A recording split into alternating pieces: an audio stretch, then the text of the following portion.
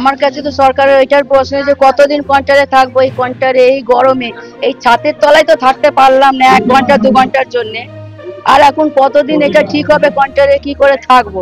এটা থাকার সময় আমরা তো মানুষ, তো আমরা তো জন্তু জানবর না, জন্তু জানবরকে বোধহয় এভাবে রাখা যায় না। ওই জন্য সরকারের কাছে রিকোয়েস্ট করছি যত তাড়াতাড়ি পারেন আমাদের মাথায় ছাদ দিন। 15,000 টাকা যাদের কি হবে? এর তো বোধহয় 1 মাসের রেশনেরও নেই। আমাদের তো অনেক কিছু ক্ষতি হয়েছে, যেখানে ঘরে পুরো ঘর কন্যা একদম সংসারের যাবতীয় জিনিস আমাদের নষ্ট হয়ে গেছে। এমন কিছু আশা দিয়েছে, আমি এই কথাটা আমাদের মাননীয় মনোজ তিওয়ারিকে বললাম যে আপনার মাধ্যমেই আমি বলতে চাই দিদিকে যেন আমাদের এইখানে দেওয়া হোক। উনি সেটা বললেন যে এখনো কিছু বলতে পারছি না, দেখছি। কিন্তু এই জায়গা ছাড়া আমাদের তো পুরো ভবিষ্যৎটা এখানে আমাদের, সেটাই তো সরকারকে আমি আজকে প্রশ্ন করেছি। উনি বলেছে এইভাবে এখন কিছু বলা যাবে না, কিন্তু আমরা তো এখান ছাড়া আমরা কোথাও আমাদের জোগাড় নেই। এই অর্ধেক বয়স কেটে গেছে, এরপরে আমরা কোথায় থেকে আবার নতুন জীবন ব্যতীত করবো বলুন? এখনো কি মনে করছি, এখনো আমরা আলোয় নেই, অন্ধকারেই আছি।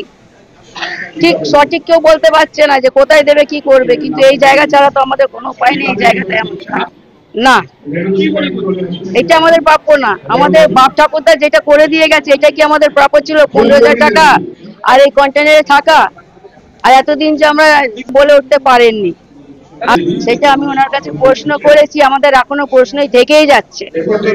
না, প্রশ্ন আমাদের থেকেই যাচ্ছে, প্রশ্ন আমরা উত্তর পাইনি। প্রশ্নে আমাদের এইটাই থাকছে, এই কন্টেনারে আমাদের থাকার কোনো ব্যবস্থা, এইভাবে কন্টেনারে থাকা যায় না। হ্যাঁ, তারপরে আমাদের এই রোজি রোজগার, এইখান থেকে যে আমাদের কোথায় দেবে বাড়িটা, এটাও এখনো আমরা জানতে পারিনি। তারপরে এই 15,000-এ আমাদের জীবনযাপন চলে না, যেখানে আমাদের দোকান পাট রোজি রোজগার নষ্ট হয়ে গেছে। এই 15,000 কদিন খাবো বলুন তো? সংসারে সব জিনিস নষ্ট হয়ে গেছে, আমি কি কি কিনবো এই সংসারে? অন্য জায়গায় দিলে আমরা মানবই না। তবে আমাদের কি চাকরি দেবে সরকার? আমাদের চাকরি দেবে প্রত্যেকটা ঘরে সংসার চালাবার জন্য? এবার পুরোনো জায়গায় ফিরে যেতে হবে। এবার জোর করলে আন্দোলন করব। সরকার যদি মারতে চায় মেরে তবে আমাদের শেষ করে দিয়ে তবে করতে পারবে যা পারবে। না, আমার নাম লক্ষ্মী পাত্র।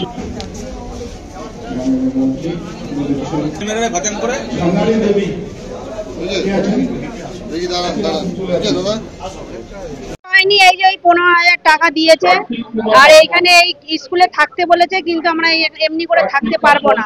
আমাদের ঘর আমাদেরকে ফিরিয়ে দিতে হবে, আমাদের ওখানেই থাকতে হবে। আমরা ওখানেই থাকবো, ওখানেই মরবো, ওখান ছেড়ে আমরা কোথাও যাবো না। ওই ভিটে মাটি ছেড়ে আমরা কোথাও যেতে পারবো না। এখনো এইটা কোনো বলছে না, সঠিক কথা কিছু বলছে না, যে কোথায় দেবে না দেবে এটা কিছু বলছে না। এই আশা দিয়েছে আমাদেরকে এখানে থাকার জন্য এই স্কুলে, আর এই 15,000 টাকা, এই 15,000 ক্যাশ দিয়েছে। এখনো ওরা ঠিক বলতেই পারছে না 40 দিন থাকবেন কি 50 দিন থাকবেন, ওরা নিজেই ঠিক করে বলতে পারছে না। আমরা কি করে ঠিক করে বলতে পারবো? কিন্তু আমরা এইভাবে আমরা থাকতে পারবো না। আপনাদের দাবি কি থাকবে? আমাদের দাবি থাকবে আমাদের ঘর, আমাদের পুরোনো জায়গা ফিরিয়ে দেওয়া, এই আমাদের দাবি। অন্য জায়গায় পুনর্বাসন দিলে আমরা নেব না, কেন আমাদের এখানেই সবকিছু, এখানেই আমরা কাজ করে খাই, এখানেই আমাদের সবকিছু, দোকানপাট সব। আপনার নাম? আমার নাম মিনা পাসওয়ান। কোনো ঘটনা ঘটে বা ডিজাস্টার হয়, সেখানে সবসময় সরকার এগিয়ে আসে, সেভাবেই সরকার এগিয়ে এসছে। আমরা আজকে দেখলেই ম্যাক্সিমাম ড্যামেজ যেই বাড়িগুলো হয়েছে, সেখানে ডিজাস্টার ফান্ড থেকে 15,000 টাকা করে প্রত্যেক পরিবারকে দেওয়া হয়েছে, আর যারা মাইল্ড ড্যামেজ হয়েছে তাদেরকে 10,000 করে দেওয়া হয়েছে। দেখো, এই টাকাগুলো হয়তো তুমি যেটা বলেছো অতটা বেশি হয়তো হবে না, বাট একটা তো রিলিফ আছে যেটা ডিজাস্টার ফান্ডে অ্যালোকেট করা হয়েছে, স্যাংশন করা আছে, সেই হিসাবেই ওইটা দেওয়া হয়েছে। তার ছাড়া অনেক লোকেরা পরিশ্রম করছে, এদের পাশে দাঁড়িয়ে আছে, 3 টাইম 4 টাইমের খাওয়া দাওয়া দেওয়া হচ্ছে, জল পাঠানো হচ্ছে, সব কিছু করা হচ্ছে। আর আমি এই সুযোগটা নিয়ে ডিএম ম্যাডামকেও ধন্যবাদ জানাবো কি যেভাবে উনিও দিন রাত পরিশ্রম করে, যেভাবে কাজে প্রোঅ্যাক্টিভনেসটা দেখিয়ে যেভাবে মানুষের পাশে দাঁড়িয়ে আছে, আমাদের সঙ্গে কোঅর্ডিনেট করে যাচ্ছে, সবাইকে ধন্যবাদ জানাবো, প্লাস সিপিকেও জানাবো। দেখো, স্বাভাবিক এখন ওরা ইমোশনাল থটসের মধ্যে অনেকটাই আছে, ওই অ্যাসিওরেন্সটা আমরা দিয়েছি। আর তাই জন্য এই স্কুলটা সুরেন্দ্রনাথ স্কুলটাকে অ্যালোকেট করা হয়েছে। এইখানে আমরা আপনাদের সামনেই ওনাদেরকে রিকোয়েস্ট করেছি, আশা করছি আমার কথা ওরা না করবে না, কেন ওরা আমায় অনেক আশীর্বাদ করে, ভালোবাসা দেখায় সবসময়। আশা করছি আজকে বিকেলের মধ্যে ওরা শিফটিং শুরু করে দেবে, আর এটাই আছে, ফিঙ্গার্স ক্রস। কিন্তু দেখুন, যাদের বাড়ি ভাঙে আর যারা অসুবিধার মধ্যে পড়ে তাদেরই এই চিন্তা ভাবনাগুলো তাদের মাথায় আসে, তারা ইনসিকিউর সবসময় থাকে, বাট ওই অ্যাসুরেন্সটা দেওয়ার আমরা আছি, মাননীয় মুখ্যমন্ত্রী আছে, আমাদের সরকার আছে। স্থায়ী পুনর্বাসনের বিষয়টা আপনি বললেন, মমতা বন্দ্যোপাধ্যায় বিদেশ থেকে ফিরলে ওটা ওই বিষয়ে চূড়ান্ত সিদ্ধান্ত নেওয়া হবে, মানে কোথায় ওনাদেরকে পাকাপাকি থাকার বন্দোবস্ত করা বলছেন না, এই দেখো, এলাকাতেই? অবশ্যই ওনাদের দাবি তো থাকবেই, কেন একটা জায়গাতে যারা এত বছর ধরে বসবাস করেছে সেইখান থেকে অবশ্যই তারা কেউ যেতে চাইবে না, বাট এইটাও আমাদের মাথায় রাখতে হবে, পুরো সার্ভে করে আমাদের যারা যারা ডেজিগনেটেড ডিপার্টমেন্টস আছে, যারা সার্ভে করে বলবে ওইখানে আগামী দিনে কি থাকা যাবে কি যাবে না, কোন জায়গায় কি করতে হবে না করতে হবে, অল্টারনেটিভ অপশনস আছে কি নেই, সেইগুলো এক্সপ্লোর করতে হবে। আর সেইগুলো কমিউনিকেট করলে আমার মনে হয় তারা অবশ্যই এরা স্পষ্ট করে বুঝতে পারবে। আমাদের কাজ হচ্ছে কমিউনিকেশন, কমিউনিকেশন হচ্ছে মোস্ট ইম্পর্টেন্ট মাধ্যম, যেখানে ওরা যেন কোনো মিস ইনফরমেশন যেন না পায়। কিন্তু অভিযোগ করছেন যারা প্রকৃত যোগ্য তারা পাচ্ছেন না, অযোগ্য লোকেরা পাচ্ছেন, যারা প্রকৃত ভেঙেছে তারা বাড়ি পাচ্ছেন, না না, এইখানে এইটা তো হয়তো বিজেপি পার্টিদের থেকে হচ্ছে বা কংগ্রেসের তরফ থেকে হচ্ছে, যারা পার্টি করে তাদের হয়ে। একটা কথা আপনাদের কাছে জানিয়ে দিতে চাই এই মাধ্যমে, কি আপনারা কিছুদিন আগেই দেখেছেন ওইখানে বিজেপির দলনেতা ওইখানে পৌঁছে গেছিলেন, কারেক্ট? সেখানে পৌঁছে গিয়ে বলেছিলেন কি 5,000 টাকা করে দেবে। তারপরেই কিন্তু স্থানীয় মানুষকে জিজ্ঞেস করা হলো কি আপনাদেরকে কি টাকা দিয়ে গেছে, তারা সবাই একটা ভিডিও মাধ্যমে বললো আমাদেরকে একটা টাকাও কিন্তু তারা দিয়ে যায়নি। তাহলে আপনারা বুঝতেই পারছেন এটা হচ্ছে মিথ্যেবাদী দল, যেটা সবসময় মিথ্যে প্রচার করে আর মানুষকে ঠকায়, মানুষকে অন্যদিকে পাঠানো করার চেষ্টা করছে আর নোংরা রাজনীতি করার চেষ্টা করছে। দেখুন, আমি সবসময় বলেছি, কেউ যদি কোনো দল যদি এসে এখানে খাওয়া দাওয়া যদি দিতে চায় তারা ওয়েলকাম আছে, বাট এই সুযোগটা নিয়ে কেউ যেন রাজনীতি নোংরা না করুক, কেন এখন মানুষের পাশে দাঁড়াতে হবে, আমাদেরকে মানুষের পাশে দাঁড়াতে হবে, সেখানে কোনো রাজনীতি করা চলবে না। পড়ে গেলেন তো তখন তো ভালো দাঁড়িয়েছিলাম। ম্যাম, কতজনকে টাকা দেওয়া দেখুন, 113 জন। আমি আগেও বলেছিলাম আমাদের ফ্রেন্ডস সবাই 100 মিটার দিয়ে আমরা সার্ভে করেছিলাম। 260 আমাদের ফ্যামিলি সার্ভে করা হয়েছিল, ওখান থেকেই আমরা কাদের বেশি একটু ড্যামেজটা হয়েছে ওনাদেরকে আজকে 60 জন ফ্যামিলি, ওনাদেরকে আমরা আজকে 15,000 করে দিয়েছি।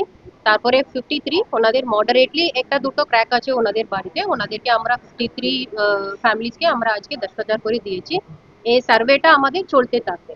দেখুন, আজকে আমাদের যা ফোকাস ছিল, এখন যা যা বাড়িতে ক্র্যাক করা হয়েছে ওনাদেরকে একটু ইমিডিয়েট রিলিফটা দেওয়া, কিন্তু সয়েল টেস্টিং করে আমাদেরকে যা ফিডব্যাক আসবে, বিকজ এটা তো একটু আপনারা তো জানেন এটা ডিপার্টমেন্ট এসে এখানে সয়েল টেস্টিং এর কাজটা শুরু করেছে, তো soil testing report minimum 10 days তো লাগবে। তারপরে আমরা একটু বুঝতে পারবো শুধু এলাকাটা আফেক্ট হয়েছে কি আরো একটু এক্সপ্যানশন একটু হতে পারে কিনা, এটা রিপোর্ট দেখে দরকার হলে আবার আমরা সার্ভেটা আবার চালিয়ে রাখবো। বিকজ এটা তো আপনি তো প্রথম দিন দেখেছিলেন ওখানে 50টা বাড়ি আফেক্ট ছিল, তারপরে দিন আপনি দেখবেন আরো একটু বেশি হয়েছিল। এটা তো একটা এভলভিং করে চলছে, তার জন্য আমাদের টিম সবসময় এখানে আছি। আমরা আরো সয়েল টেস্ট রিপোর্ট দেখে আরো দূর পর্যন্ত একটু ড্যামেজ হওয়ার চান্স থাকলে আমরা সবাইকে আবার আমাদের সার্ভে মধ্যে নিয়ে আসবো। এই মুহূর্তে আমরা কাদের বাড়ি ড্যামেজটা হয়েছে ওনাদেরকে আমরা একটু ছবি তুলি, ওনাদের সাথে একটু আলোচনা করে ফিল্ড সার্ভে করে আজকে 113 জনকে আমরা দিচ্ছি। আমাদের এটা প্ল্যান হচ্ছে, মানুষদেরকে ফ্যামিলিজকে আমরা রিকোয়েস্ট করেছিলাম এই স্কুল বিল্ডিং তারপরে পাশে ক্লাব বিল্ডিং এ থাকার জন্য। আমাদের মূলত এইমটা হচ্ছে এখানে ওনাদেরকে শিফট করা। এখানে আমাদের অ্যাডিশনালি এই স্কুল বিল্ডিং তো এদিকে, তার পাশে আরেকটা একটু অ্যাডিশনাল বিল্ডিং আছে, ওখানে আমরা একটু রেনোভেশন গুলো করে ওখানে আমরা ওনাদেরকে শিফট করার একটা প্ল্যান আছে। কিন্তু আমরা এক সপ্তাহ ধরে রিকোয়েস্ট করেছি, ওনারা চাইছেন ওনাদেরকে ওই জায়গাতে একটু রিহ্যাবিলিটেশনটা করে ওখানে থাকার একটা ওনারা রিকোয়েস্ট করছেন। শুনুন না, তারপরে আমাদের একটু প্ল্যান ছিল, আজকেও আমরা রিকোয়েস্ট করেছি ওনারা এই ক্লাব এই স্কুলে শিফট করে দিলে আমরা এখানেই ওনাদেরকে একটা ব্যবস্থা করে রাখবো। বাংলার বাড়ি তো ডিপার্টমেন্ট একটু স্যাংশন করছে, তার জন্য আমরা জায়গা অলরেডি খোঁজ দিতে শুরু করে দিয়েছি। আমরা সার্ভে করেছি এই আশাপাশি গভর্নমেন্টের জমি কত আমরা পাবো, ওখানে তো টাওয়ার্স হবে, এখানে তো একটা হাই রাইজ বিল্ডিং টাইপের হবে। আমাদের আরবান হাউজিং স্কিম থেকে এটা হবে। এটা আমরা একটু আলোচনা করে দেখব, জমিটা আমরা ফাইনাল করতে পারবো after soil testing report. Because এখানে মানুষের ডিমান্ড হচ্ছে, আপনারা তো আজকেও দেখেছিলেন সবাই এই জায়গা থেকে বেরোতে চাইছেন না। সো আমাদেরকে আগে এখানে ইমিডিয়েটলি কাজটা শুরু করতে গেলে আমাদেরকে এখানে সয়েল টেস্টিং রিপোর্টটা দরকার। সো তার জন্য আমরা ওনাদেরকে রিকোয়েস্ট করেছিলাম আগে আপনারা স্কুলে শিফট করুন, যতটুকু আমাদের রিপোর্ট আসবে আমরা কনফার্ম করে কোথায় আপনাদের বাড়িটা পার্মানেন্ট একটা ব্যবস্থা আমরা করতে পারবো, তার পর্যন্ত ওনাদেরকে স্কুলে থাকার একটা ব্যবস্থা করি। সিনিয়র অফিসাররা HMC কর্পোরেশন অফিসে একটা মিটিং করছেন। আমরা টেম্পোরারি জায়গা কোথায় একটা প্ল্যানিং করেছিলাম, আরোপাড়া হোক যা অন্য জায়গা হোক, ইট ওয়াজ আ টেম্পোরারি প্ল্যান, ওখানে পার্মানেন্ট কিছু প্ল্যান করা হয়নি। এটা সবাই ভাবছে এখান থেকে এটা আমরা ওখানে দিচ্ছি বলে, কিন্তু ওটা আমরা করিনি। আমাদের প্ল্যান ছিল টেম্পোরারি ওখানে একটু প্রসেসিংটা করা, এখান থেকে এখন ক্যালকাটাতে পাঠানো হচ্ছে, KMC এলাকাতে ওনারা আমাদের ফ্রেশ ওয়েস্টটা যাচ্ছে। কিন্তু আমাদের ফিউচার প্ল্যানটা যা হবে, আমরা কিভাবে অ্যাডিশনাল আমরা একটা সাপোর্ট পাচ্ছি from UDMA department Surat side থেকে, এটা নিয়ে আজ থেকে 12টা থেকে ওখানে একটু মিটিং চলছে কর্পোরেশন অফিসে। সো মিটিং করে যা যা স্টেপস নেওয়া হবে ফিউচার প্ল্যান, এটা কর্পোরেশন থেকে আপনাদেরকে দেওয়া। Thank you.